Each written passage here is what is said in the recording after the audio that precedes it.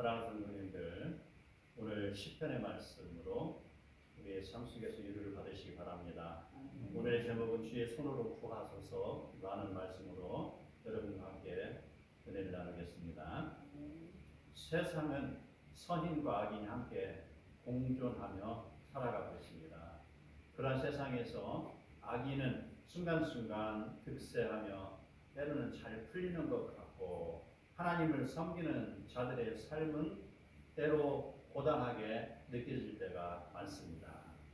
그러나 우리는 절망하지 않을 것은, 악인은 세상에서 누릴 것 많지만 하나님 나라의 풍요는 누리지 못한다는 것을 아시기 바랍니다. 성도가 세상 속에서 믿음을 지키기 위하여 힘든 불평등한 배후를 때로는 많이 당하기도 하지만, 하나님의 방법으로 나아가면 하나님께서 돌보시고, 그리고 우리는 세상 사람들이 경험하지 못하는 하나님 나라의 풍요를 경험하는 것입니다. 그 풍요라는 것이 우리가 현재 살아가고 있는 세상에서의 풍요이기도 하지만, 바로 저 천국에서 인생 후반전이 시작되는 예수 그리스도의 재림 이후에 누려지는 천국에서의 평안이 우리에게 주어지는 것입니다. 시편 17편은 그러한 세상 속에서 처절하게 고통을 경험하는 다윗, 그가 그 어렵고 힘든 상황 속에서 하나님을 통하여서 자기의 고통스러운 문제를 해결하는 것, 이게 오늘 우리에게 주어지는 메시지입니다. 다윗이 당하는 고난을 보면 그가 한 일이라고는 나라에 충성하였고 왕에게 충성하였을 뿐입니다. 그런데 사울은 그러한 다윗을 시기하고 죽이려 하고 창을 던지기도 하였습니다. 다윗은 사울의 왕위를 넘본 일도 없었습니다. 자기를 위한 어떠한 모략도 꾸미지 않았습니다. 진실되이 살려고 노력했을 뿐인데, 사울은 지금 다윗을 도망자로 만들었습니다. 그를 붙잡기 위하여 많은 군대를 보내기까지 하였습니다. 그리고 그러한 모습들은 다윗을 고통의 그릇에 하시게 만드는 것입니다. 절망 중에 빠지게 하는 것입니다. 그러나 다윗은 도망치지 않았습니다. 불평하지도 않았습니다. 하나님께 다가갔습니다. 다윗은 지금 자기가 처한 자리가 매우 불편하고 위태하기 그지 없지만, 그리고 주변에 사방팔방에 원수들이 깔려있고 그의 영을 삼키려고 달려드는 자가 많이 있지만, 다윗은 지금 하나님께 나아가 기도하는 삶을 살고 있습니다. 가장 먼저라는 것입니다. 가장 먼저 내가 어떠한 행동을 하기 전에 가장 먼저 하나님께 아뢰고 하나님의 도와심을 간구하는 것, 이게 지금 다윗의 모습인 것이죠. 17편 1절에 나오는 여호와여 의의 호소를 들으소서, 나의 울부짖음에 주의하소서, 거짓되지 아니한 입술에서 나오는 나의 기도에 귀를 기울이소서라고 그는 기도하고 있습니다. 그는 하나님의 돌보심을 간구하고 있습니다. 모든 인생을 공평하고 의롭게 판단하시는 의의 재판장이시는 하나님 앞에서 다윗은 지금 자기의 무죄를 호소하고 있습니다. 울부짖는 기도에 귀를 기울여 주세요라고 그는 이야기하고 있습니다. 거짓되지 아니하고 진실하게 말하는 자기의 기도에 하나님께서 귀를 기울여 달라고 기도하는 것입니다. 다윗은 어떠한 변명도 하지 않습니다. 자기 자신을 포장하려는 어떠한 미사오브도 사용하지 않고 있습니다. 지금 그가 당하는 고난이 자기의 잘못에 의하여서 이루어지지 않았음을 다윗은 고백하고, 하나님 앞에서 지금 자신은 자기의 마음을 검사받기를 요청하고 있습니다. 점검해 주세요라는 것이죠. 행여 내가 알지 못하는 무슨 일을 내가 저질렀는지 하나님께서 평가해 주십시오라는 내용이죠. 17절 13절에 주께서 내 마음을 시험하시고 밤에 내게 오시어 나를 감찰하였으나 아무 흠도 찾지 못하였나이다 라는 내용이죠. 다윗은 자신이 완전한 무죄한 인생이라고 주장하지는 않습니다. 다윗은 그동안에 하나님 말씀에 순종하며 살기를 노력하였으며 그가 처한 지금의 삶에서만 지금 무죄하다는 것이죠. 다윗과 사울과의 관계에서만큼 나는 하나님 앞에 무죄한 삶이다라는 것이죠. 그것을 떠나서는 어느 누구도 바로 내가 죄가 없습니다 라고 당당히 말할 수 없는 것입니다. 그래서 작은 그 현상만을 두고 지금 이야기하고 있는 것입니다. 그러한 자기 상황을 4절과 5절에서 구체적으로 밝히고 있습니다. 사람의 행사로 논하면 나는 주의 입술의 말씀을 따라 스스로 삼가서 포악한 자의 길을 가지 아니하였으며 나의 걸음이 주의 길을 굳게 지키고 실족하지 아니하였나이다 라고 고백합니다. 그럼에도 불구하고 다윗은 지금 자신이 처한 상황이 매우 합리적이지 못하고 비참한 지경에 이르렀다고 여기고 있습니다. 그렇지만 그는 이 상황에서 벗어나게 해달라라고 기도하기보다는 주의 눈으로 보시고 공평하게 처리해달라라고 기도하고 있는 것입니다. 공평입니다. 어떤 때 우리 스스로가 잘못했음에도 불구하고 하나님께서 이 일을 해결해 주십시오 라고만 기도하는 거 정당하지 못합니다. 자기가 잘못한 거 있으면요 회개하고 자복하며 그 일에 대해서 분명히 내가 책임을 질 수 있는 어떠한 자기의 결단이 나와야 되는 것이죠. 다윗은 그러한 것을 구하지 않았습니다. 자기가 어떠한 잘못을 저지르지 아니하였음에도 불구하고 자기의 기도를 하나님이 들어주셔서 어떤 그 강한 힘으로 가서 적을 갖다가 물리쳐 주십시오 라는 기도도 아닙니다. 하나님께서 공평하게 처리해달라는 것입니다. 공평, 이게 공평하신 하나님을 바라보는 공평하신 성도의 방법이 되는 것입니다. 우리가 알아야 할 것, 우리는요 1000번의 입술로 드리는 기도보다 나의 삶으로 드리는 한 번의 기도가 더 효력이 있는 줄 알으시기 바랍니다. 다윗은 지금 하나님 앞에서 피할 수 없는 죄인이라 할지라도 그의 마음에는 하나님을 사랑하고 있습니다. 하나님의 뜻에 순종하며 사는 것을 더욱 중요시하고 있습니다. 그리고 그는 지금 삶으로 드리는 기도를 하나님께 아뢰고 있습니다. 그러한 다윗의 소망이 6절과 9절에서 구체적으로 나타나고 있습니다. 내가 불러싸오니 내게 귀를 기울여 내 말을 들으소서.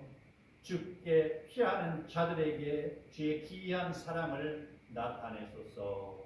그리고 깊이 있는 그의 간구는 드디어 우리의 마음을 휘어잡는 그 기도. 나를 눈동자같이 지키시고 주의 날개 그늘 아래 감추사 나를 압제하고 나의 목숨을 노리는 원수들에게서 벗어나게 하소서라는 기도입니다. 나를 눈동자같이 지켜달라. 눈동자라는 것은 눈 속에 비치는 사람을 뜻하고 있습니다. 눈동자에 비치는 물체와 같이 하나님의 시야에서 내가 머물러 있기를 바라는 것이죠. 한순간도 눈을 띄지 옆으로 기울이지 않고 주목해서 보는 그것입니다. 하나님께서 나를 눈동자같이 보호해 주세요 라는 내용이 되는 것입니다. 이스라엘 백성이 광야길을 거닐었을 때 하나님이 눈동자처럼 보호하여 주셨습니다. 그러한 모습을 다윗은 지금 자신의 삶 속에서 하나님의 보호함을 간구하고 있는 모습입니다. 주의 날개 그늘이라 하는 것, 세상에는 안전한 요새가 있을 거라 생각하지만 그것은 영원한 안전이 아닙니다. 오직 아버지의 품만이 안전한 것이죠. 바로 어미 닭이 맹수의 위협으로부터 평화를 보호하듯이 다윗이 당하는 원수의 위협으로부터 하나님께서 보호해 주시라는 그런 시적인 표현이 바로 주의 날개 그늘 아래 감추소서라고 있습니다. 그래서 다윗은 한편으로 시인이 되게 되는 것이죠. 그게 얼마나 아름답습니까? 신앙을 시적으로 표현하는 것. 그리고 거기에만 있습니까? 시적으로 표현하는 것뿐만이 아니라 그는 바로 수금을 타는 자였지 않습니까? 음악을 하는 자입니다. 문학을 하는 자였습니다. 음악을 하는 자였습니다. 그리고 그는 바로 하나님 믿는 신앙 위에 음악과 문학과 그 다음에 무력까지 나중에 소유하게 되는 것이죠. 권력까지 소유하게 되는 것이죠. 하나님을 믿으면 하나님께서는 이렇게 복합적으로 전방위적으로 우리를 인도하시기도 합니다. 우리 모두는 하나님의 전방위적인 보호하심을 받기를 축복합니다.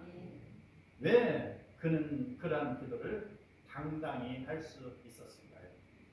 자녀가 부모에게 아무 거리낌 없이 요청하는 것처럼 다윗은 지금 자기 자신이 하나님의 자녀된 자격으로 하나님께 아뢰는 것입니다. 자녀는 어떠한 어려움도 부모에게 당당히 요구하잖아요. 바로 그러한 자녀됨을 그는 의식하며 하나님께 당당히 요구합니다.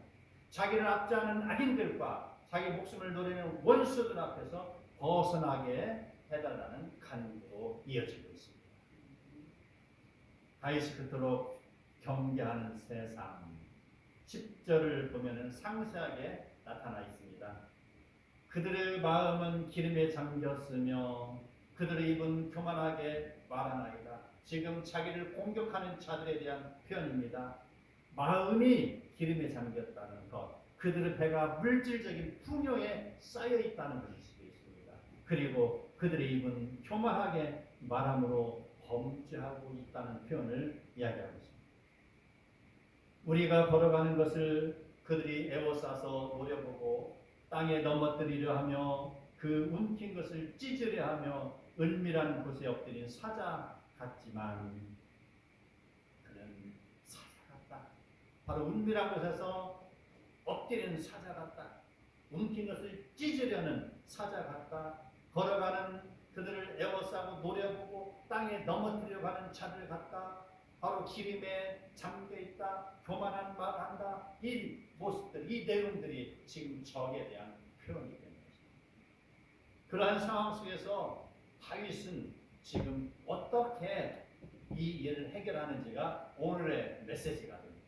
어떻게? 이러한 상황은 누구든지 당할 수 있는 일들입니다.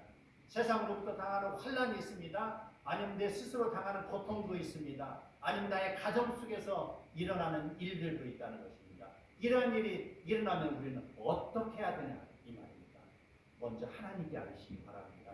그리고 우리는 자기의 어려움을 나 스스로 해결하기보다는 하나님이 해결해 주시기를 구하는 것, 이것이 우리에게 주는 메시지입니다. 13, 14절 여호와여 일어나 그를 대항하여 넘어뜨리시고 주의 칼로 악인에게서 나의 영혼을 구원하소서. 여호와여 이 세상에 살아있는 동안 그들의 분깃을 받은 사람들에게서 주의 손으로 나를 구하소서.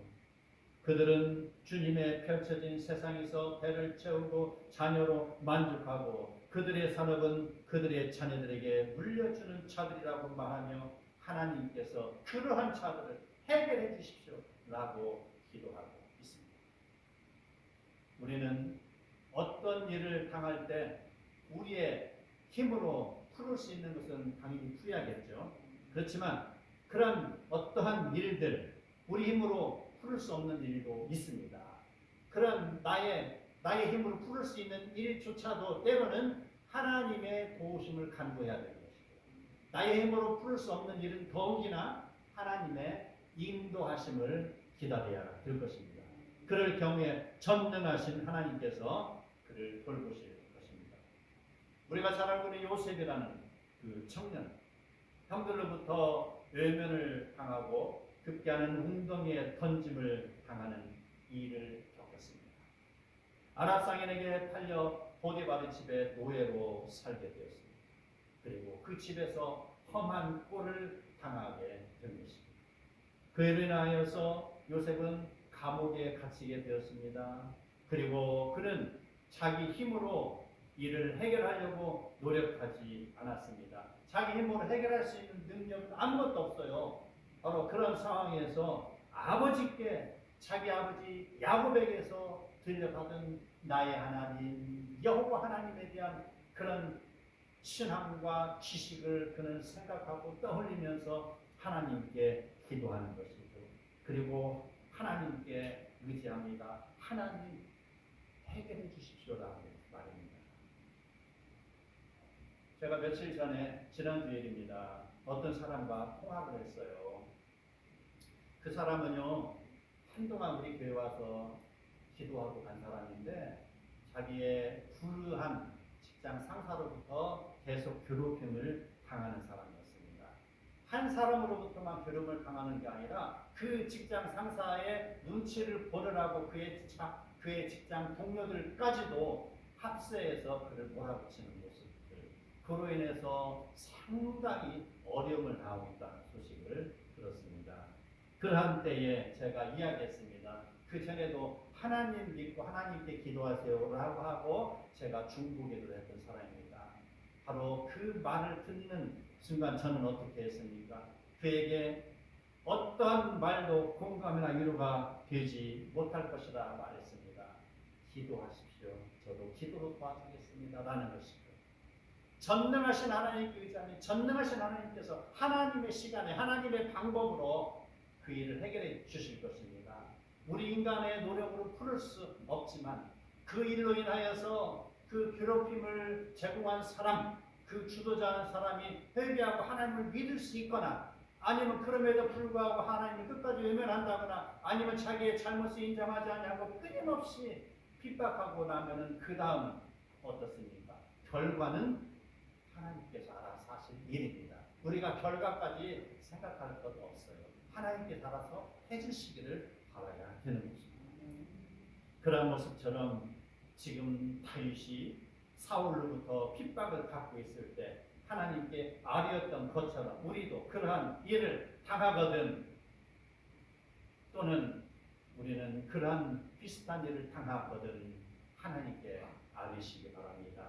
나의 원통함을 풀어주실 분은 오직 하나님밖에 없습니다. 우리가 우리의 일을 하나님께 맡기면 하나님께서 우리를 돌보시고 우리의 신앙을 더욱 돈독하게 만들어 주십니다. 세상을 보면 믿지 않는 자들이 믿는 자들보다 더 잘 되는 경우가 많습니다. 악인들로 제가 표현하겠습니다. 세상 사람들하고 다 악인이라는 그런 표현은 아니에요. 그렇지만 지금 오늘의 말씀을 기준으로 했을 때 의인과 악인의 구분이 되는 것이죠. 바로 그러한 자들, 누가 돌보지 않아도 세상 사람들은 생명력이 매우 강합니다.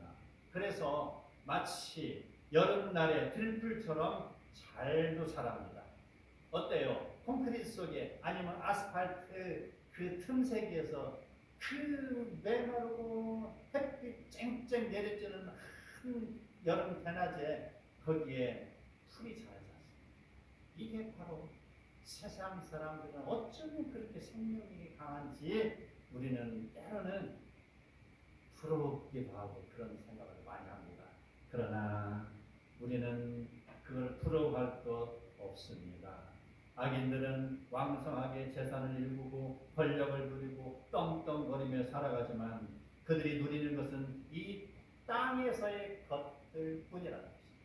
인생 전반전이라고 했지 않습니까? 4,000년 전이나 지금이나 아니면 우리의 후손 때 사는 사람 모두가 인생의 전반전을 살고 있는 거예요. 그리고 예수님이 재림하실 때 드디어 인생 후반전이 시작되는 것입니다. 그때에라는 것입니다. 그때에 나의 이름이 요한계시록 20장 12절에 책들에 기록되어 있는지 생명체에 기록되어 있는지 이게 중요한 거예요. 이 땅에서 아무리 많은 걸 누리면 뭐하냐 이 말입니다. 나의 이름이 생명체에 기록되지 않았으면 아무 소용이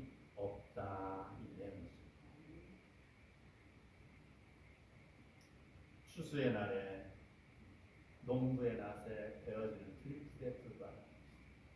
그러나 성도는 어떻습니까? 연약하디 연약합니다. 정말 보기에도 예리하고 약하게 보이고 그럼에도 불구하고 끊임없이 자기의 삶을 하나님 믿는 삶으로 살아가기를 노력하고 기도하고 기뻐하고 감사하고 찬송하고 하나님 앞에 날마다 나가는 성도의 삶, 하나님이 그를 돌보시는 것입니다. 바로 곡식이 밭에 심기었을 때 때로는 물이 필요하고 물을 주어도 다음날 또 시들시들하고 또 해충이 와서 갉아먹고 그럴지라도 참으로 농부는 그 곡식을 보살피고 또 보살피지 않습니까?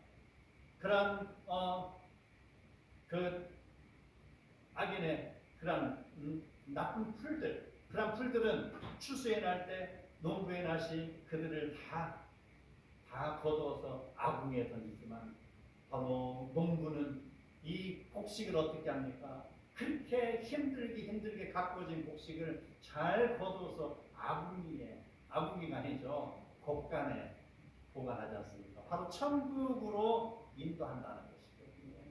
이게 바로 악인과 선인의 차이입니다.